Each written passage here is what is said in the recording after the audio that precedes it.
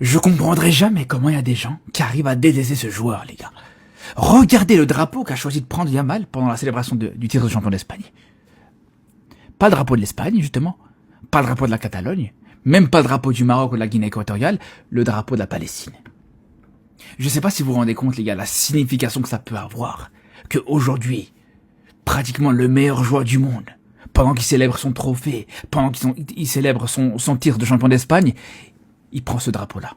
La signification que ça peut avoir, c'est tout simplement exceptionnel. C'est tout simplement extraordinaire, les gars. Et pour moi, le fait que un joueur comme lui, du haut de ses 18 ans, qui a encore toute sa carrière devant lui, en fait, qui a encore toute sa carrière devant lui, qui pourrait perdre des contrats, des sponsors, des partenariats, parce qu'on sait très bien comment souvent ça peut malheureusement mal tourner quand tu t'affiches un peu trop ce soutien envers la Palestine. Mais regardez, les gars. C'est là où je vous dis, moi, pour moi, ça, c'est un joueur qui est impossible à détester. À part, voilà, ouais, sportivement, voilà, dans la rivalité, etc., c'est normal. Mais humainement, comment vous voulez le détester? Je ne comprends pas. Je vous pose vraiment la question, les gars. Yamal qui brandit le drapeau de la Palestine, les gars, fièrement lors de la parade du FC Barcelone. Mais franchement, on peut que s'asseoir et applaudir. Franchement, les gars, je vois aucune raison de détester Lamine Yamal si ce n'est ne pas être un amoureux du foot. La version qu'il est en train de devenir de lui-même, les gars, en s'éloignant des gadgets et en se concentrant uniquement sur le football. Et là, même politiquement, t'as vu, faut porter ses coronets.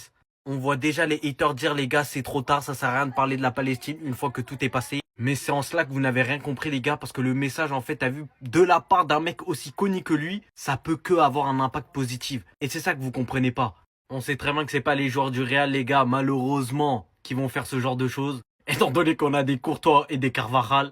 Et quand tu vois ce genre de choses, tu peux que être content. Franchement, t'as vu, on sait tous qu'il y a des haineux de Yamal, il y a des haineux de Mbappé. Les gars, on est des haineux, jusqu'à j'en perds mes mots, des fouteux. Mais t'as vu là, on peut que applaudir.